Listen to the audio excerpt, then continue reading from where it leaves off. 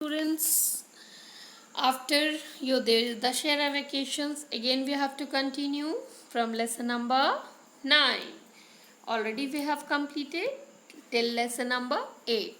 So lesson number 9 is based on what? Weather. Weather means क्या होता है मालूम है आपको? मौसम, weather. So lesson number 9 is related to that weather only. So इस lesson में हम पढ़ेंगे अलग अलग वेदर के बारे में. ठीक है, कितने वेदर होते हैं मोस्टली? कितने होते हैं? Rainy season, summer season, rainy season, winter season. Okay, 3 season mostly अपन जानते हैं. ठीक, नाउ सी हियर, यहाँ पे आप पिक देख रहे हो. Starting one is what? Your pic is there. एक पिक है जिसमें आपको आइडेंटिफाई करना है. नीचे क्वेश्चन क्या लिखा है? The above picture show a rainy day, a windy day, and a sunny day, and a cold day. Write types of days in the spaces provided. यहाँ तो मैंने आपको फिल कर दिया है. See the picture number A. A में आप means यहाँ आपको नेम्स दे दिया है. इस नेम को करेक्ट स्पेसेस में आपको फिल अप करना है. फर्स्ट वाला क्या है? आपको बहुत तेज जब हवा चलती है तो हवा को हम क्या बोलते हैं? विंडी डेज बोलते हैं. तो बहुत तेज हवा का चलना क्या कहलाया? Windy day. Okay, so second picture is what? यहाँ स्वेटर पहने बच्चे दिख रहे हैं ना आपको, कैप लगाए, स्वेटर पहने. That means what? अब अपन को जो सीजन आ गया है that is winter season. Winter season को हम कोल्ड डे भी बोलते हैं. Okay, so second one is cold day. Now see the third picture. Third picture is what? यहाँ आपको दिखाई दे रहा है ना, धूप लग रही, धूप है, स्विमिंग कर रहा है बच्चा, फिर लड़की आइसक्रीम खा रही है. ये सारी चीज़ें हम कब करते हैं? कब करते हैं?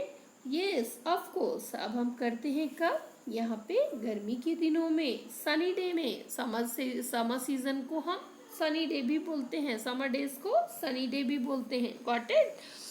दैट मीन्स हॉट डे भी बोल सकते हैं आप. इफ़ यू आर राइटिंग, अगर आप हॉट डे लिखते हो तो भी करेक्ट है, सनी डे लिखते हो तो भी करेक्ट है, और अगर समर डे लिखते हो तो भी करेक्ट है. Got it? Now the last picture shows you what? A rainy day. यानी यहाँ पे छाता लगाते हैं आप, रेनकोट पहनते हैं. कब पहनते हैं? ये सारी चीज़ें आप कब करते हो? बारिश के दिनों में, रेनी डेज में. Okay, so fourth picture is based on rainy day. ठीक है, तो यहाँ मैंने फिल कर दिया है. Please note down this thing in your fair copy also. Now see the weather. Second part is what? Weather. We will start from here. The condition of a wind, rain, sunlight, and cloud at a place at a particular time is called weather. Weather और season में मालूम है आपको क्या changes है? Weather का मतलब देखो, कभी आपने देखा आज ही शाम का वेदर आप देख रहे होगे ना, जैसे आज देखोगे कल देखोगे, दोनों दिनों में अलग अलग डिफरेंसेस रहता है. कभी भी मौसम चेंज हो जाता है, बारिश होने लगती है, कभी भी बादल हो जाते हैं.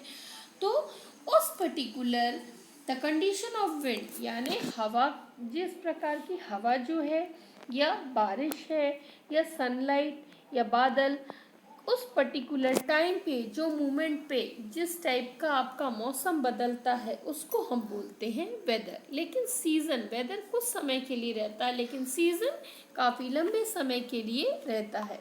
Weather changes from day to day, sometime even from hour to hour. That means यही जो हम बता रहे हैं आपको, वेदर हर दिन बदलता है. ठीक है, weather changes from day to day, day by day change होता है. But sometimes even from hour to hour, हर घंटे भी चेंज होता है कई बार. ठीक है, मीन्स कभी बादल आ जा रहे हैं, कभी धूप हो जा रही है. आपने देखा है ना इस तरह से. So this is known as weather. ठीक है, have you ever thought? Now the next page 75.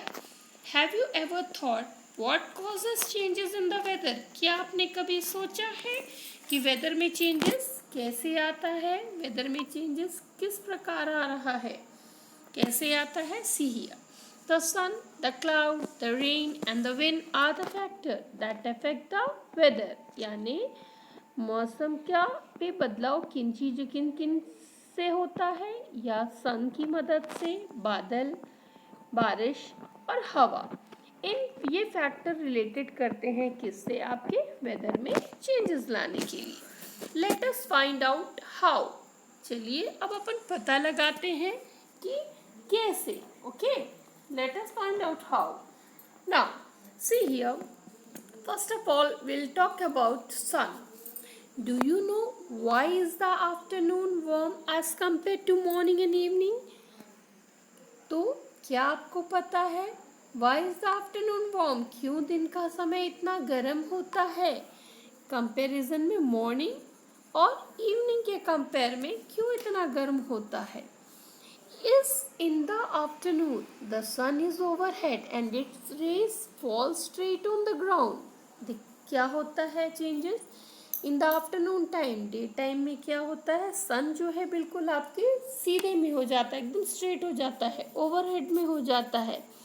ठीक है, तो उससे क्या होता है, its rays fall straight on the ground, और उसकी जो रेज होती है वो स्ट्रेट क्या होती है, फॉल होती है ग्राउंड में। तो इसलिए दिन के समय आपकी परछाई क्या होती है, आपको छोटी नज़र आती है। दिन के समय आपकी परछाई छोटी नज़र आती है, लेकिन मॉर्निंग और इवनिंग में आपको अपनी परछाई लंबी नज़र आती है।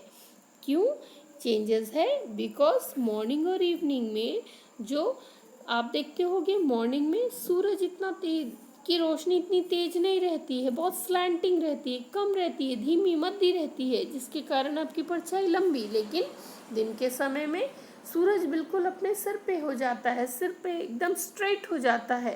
ठीक है, बिल्कुल सिर पे होता है, स्ट्रेट होता है। दैट मीन्स क्या होता है, ओवरहेड में होने के कारण आपकी जो परछाई है काफ़ी शॉर्टर हो जाती है। इवनिंग में भी आप देखते हो कि सूरज की रोशनी ढलने लगती है, जिसकी वजह से अपनी परछाई लंबी दिखाई देती है। कभी आप एक एक्टिविटी करके देखना। कैसी एक्टिविटी? आप कहीं पे खड़े हो जाना डे टाइम पे और अपने आसपास एक सर्कल लगा लेना कि वो परछाई को मेज़र करना शाम के समय में और मॉर्निंग के समय में और डे टाइम पे भी। आप खुद ये मेजरमेंट एक्टिविटी करके देखोगे तो now you will observe the difference. ठीक है, कि it is why it is happening, because in the morning and evening the rays of the sun is slanting, but in the noon time what it is on the overhead 90 degree पे होने के कारण। Okay, got it? Now the rays of the sun are slanting during morning and evening, the same thing, वही चीज जो मैंने अभी समझाया है। the rays of the sun are slanting during morning and evening, that is 90 degree, because the sun is low in the sky. ठीक है, मतलब 90 डिग्री के बेस पे फॉल होता है मॉर्निंग और इवनिंग में। Thus morning and evening are not so hot, इसीलिए मॉर्निंग और इवनिंग अपने को गर्म नहीं लगता है। Now see here this picture also is given to you, जिसकी मदद से आप समझ सकते हैं। मॉर्निंग मैंने लिख दिया है, morning, afternoon and evening. Means morning में आप के साइड से परछाई मीन्स दूर होती है, इसीलिए अपनी परछाई लंबी नजर आती है। लेकिन डे टाइम में देख रहे हैं ना, आफ्टरनून टाइम में बिल्कुल आपके सिर पे हो जाती है, बिल्कुल स्ट्रेट हो जाती है, जिसके कारण अपन की परछाई शॉर्टर हो जाती है। Okay, now see the next topic, wind. Moving air is called wind, यानी हम कभी हवा को देख नहीं सकते, कैसे महसूस करते हैं, फील करते हैं। जैसे आपने कपड़े डाल दिए हैं या पेड़ों के पत्ते जब हिल रहे हैं, तब हमें इमेजिन करते हैं कि क्या हवा चल रही है। कपड़े हिलते हैं तब हमें समझ में आ जाता है कि हवा चल रही। Means moving air, that means चलती हवा को हम क्या कहते हैं, विंड कहते हैं। Got it? Let's perform an activity to know the direction of the wind. चलिए अब हम एक एक्टिविटी की मदद से समझते हैं कि डायरेक्शन ऑफ विंड के बारे में। To know the direction of the wind. Now see the activity number 1। Take a ruler and a rectangular piece of paper. ठीक है, make 6 to 8 5 inches long slits into the paper. Now attach the uncut part of the paper.